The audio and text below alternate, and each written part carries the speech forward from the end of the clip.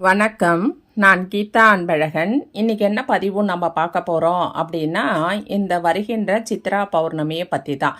இந்த சித்ரா பௌர்ணமி செவ்வாய்க்கிழமை 23/4/2024 அன்று வருகிறது. அன்று எந்த மாதிரி பூஜை செய்யணும் அப்படின்னு ஒரு தனிப்பதிவாகவே போட்டிருக்கேன். அது மட்டும் இல்லாமல் அன்றைய நாளில் தானங்கள்லாம் செய்யணும், ஒரு தீபம் போடணும், அது பதிவாக போடுறேன் அப்படின்னு சொல்லியிருந்தேன். அன்றைய நாளில் 12 ராசிக்காரர்கள் இந்த மாதிரி பொருட்களை தானமாக கொடுக்கும் பொழுது அவர்களுக்கு கூடுதலாக சிறப்பாக இருக்கும், வாழ்க்கையில் மேலும் அடுத்த கட்ட வளர்ச்சி நோக்கி செல்வார்கள் என்பதற்காக இந்த பதிவு. முதலில் மேஷ ராசிக்காரர்கள் சாம்பார் சாதத்தை அவர்கள் தானமாக கொடுத்தார்கள் என்றால் அவர்களுடைய வாழ்க்கை ரொம்பவும் இனிமையாக இருக்கும். அது மட்டும் இல்லாமல் பங்காளி சண்டை, சொத்து சம்பந்தமான பிரச்சனைகள், சகோதரர் பிரச்சனைகள், அந்த மாதிரியான விஷயங்களிலிருந்து அவர்கள் வெளிவரலாம். அந்த புதிய சொத்து சேர்க்கையும் ஏற்படும். இரண்டாவது ரிஷபராசிக்காரர்கள் வயது முதிர்ந்த தீர்க்க சுமங்கலியாக இருக்கின்ற பெண்ணுக்கு கற்கண்டு சாதத்தை அவர்கள் தானமாக செய்து கொடுத்தால் அவர்களுக்கு இனிமையான வாழ்க்கை அமையும். இவர்களுக்கு லக்ஷ்மி கடாட்சம் ஏற்படும் என்று சொல்லப்படுகிறது. தரித்திர நிலை மாறும். அடுத்து மிதுன ராசிக்காரர்கள் நடராஜ பெருமானை அன்று வழிபாடு செய்ய வேண்டும். அது மட்டும் இல்லாமல் ஏழை மாணவர்களுக்கு படிப்பு சம்பந்தமான ஒரு நோட்டு புத்தகமோ அல்லது படிப்பிற்கான ஏதாவது ஒரு தொகையோ ஏதோ அவர் படிப்பு சம்பந்தமான விஷயத்திற்கு அவர்கள் உதவி செய்தார்கள் என்றால் அவர்களுடைய வாழ்க்கை மிகவும் பிரகாசமாக இருக்கும் என்று சொல்லுகிறார்கள். அடுத்து கடகராசிக்காரர்கள் சத்தியநாராயண பூஜை செய்ய வேண்டும் என்றும் சத்தியநாராயணரை வழிபாடு செய்ய வேண்டும். அது மட்டும் இல்லாமல் பச்சரிசியால் செய்த உணவை அவர்கள் தானமாக கொடுக்கும் பொழுது அவர்கள் மனது உறுதிப்படும், தெளிவான சிந்தனையாக இருக்கும். அது மட்டும் இல்லாமல் செல்வ கடாட்சம் ஏற்படும் கடகராசிக்காரர்களுக்கு. அடுத்து சிம்ம ராசிக்காரர்கள் தந்தைக்கு உதவலாம் அல்லது தந்தை போன்று கொஞ்சம் வயதானவர்களுக்கு, முதிர்ந்தவர்களுக்கு அவர்கள் எதை விரும்புகிறார்களோ அதை இவர்கள் மனம் நோகாமல் செய்து கொடுத்தார்கள் என்றால் இவர்களுக்கு பிதுர்ராஜித சொத்து சேர்க்கை ஏற்படும். அது மட்டும் இல்லாமல் இவர்களுக்கு செல்லும் காரியங்களில் வெற்றி ஏற்படும். அடுத்து கன்னிராசிக்காரர்கள் விஷ்ணு பகவானை வழிபாடு செய்ய வேண்டும். மருந்து செலவு, வைத்திய செலவு இல்லாமல் கஷ்டப்படுகிற ஏழைகளுக்கு இவர்கள் மருத்துவத்திற்காக மருந்து, மாத்திரை அந்த மாதிரி பொருட்களை இவர்கள் வாங்கி கொடுத்தார்கள் என்றால் இவர்களுக்கு நிம்மதியான வாழ்க்கையும் உடலில் ஏற்படுகின்ற எல்லாவித பிரச்சனைகளிலிருந்து உடல் ஆரோக்கியத்துடன் இருக்கதற்கான வாய்ப்புகள் இவர்களுக்கு அதிகமாக உண்டு.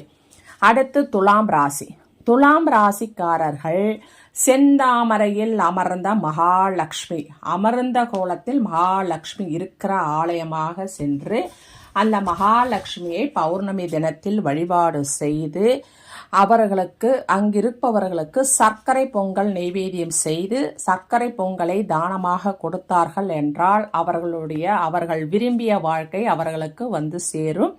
மகாலட்சுமி கடாட்சம் நிறைந்ததாக அவர்களுடைய வாழ்க்கை மாற ஆரம்பிக்கும் இந்த சித்ரா பௌர்ணமி முதற்கொண்டு. அடுத்து விருச்சிக ராசிக்காரர்கள் முருகரை வழிபட்டு அன்று பசுமாட்டிற்கு 9 மஞ்சள் வாழைப்பழம் வாங்கி தரணும். 9 மஞ்சள் வாழைப்பழத்தை வாங்கி தந்தால் வருமானம் பல மடங்கு பெருகக்கூடிய வாய்ப்பு அவர்களுக்கு உண்டு.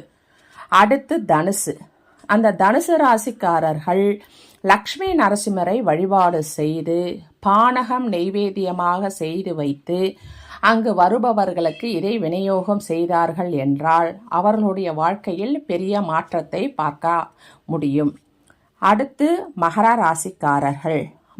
ராசிக்காரர்கள் சிவன் கோவிலுக்கு சென்று அந்த சிவாலயத்தில் கர்ப்பகிரகத்தில் எரிகின்ற விளக்கிற்கு இவர்கள் நல்லெண்ணெயை வாங்கி அந்த தீபம் எரிவதற்காக இவர்கள் கொடுத்தார்கள் என்றால் இவர்கள் கொடுத்த எண்ணெயால் அங்கு தீபம் எரிய வைக்கப்பட்டு இருந்தால் இவர்களுடைய வாழ்க்கை ஒளிமயமானதாக இருக்கிறதுக்கான வாய்ப்புகள் உண்டு.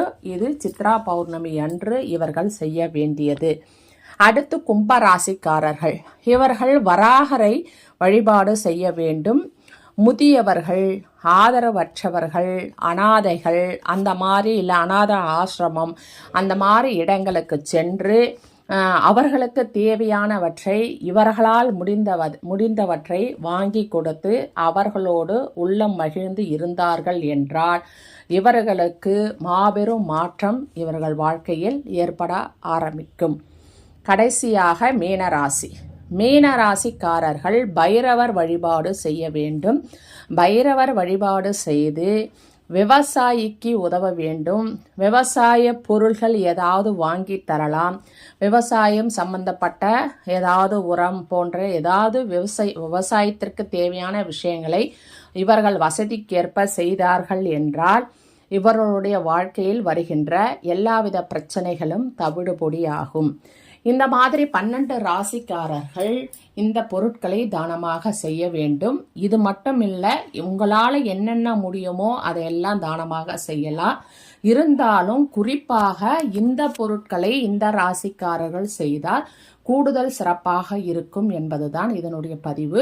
இது சித்ரா பௌர்ணமி அன்று அந்த திதி இருக்கிற வரை செவ்வாய்க்கிழமை காலையிலிருந்து இரவு வரை உங்களால் எந்த நேரம் முடியுமோ அந்த நேரத்தில் உங்களால் எந்த அளவுக்கு செய்ய முடியுமோ அந்த அளவுக்கு எளிமையாகவோ இல்லை அதிகமாகவோ அவரவர்களுடைய வசதி வாய்ப்பிற்கு ஏற்ப நீங்கள் இந்த தான தர்மங்களை செய்யலாம்.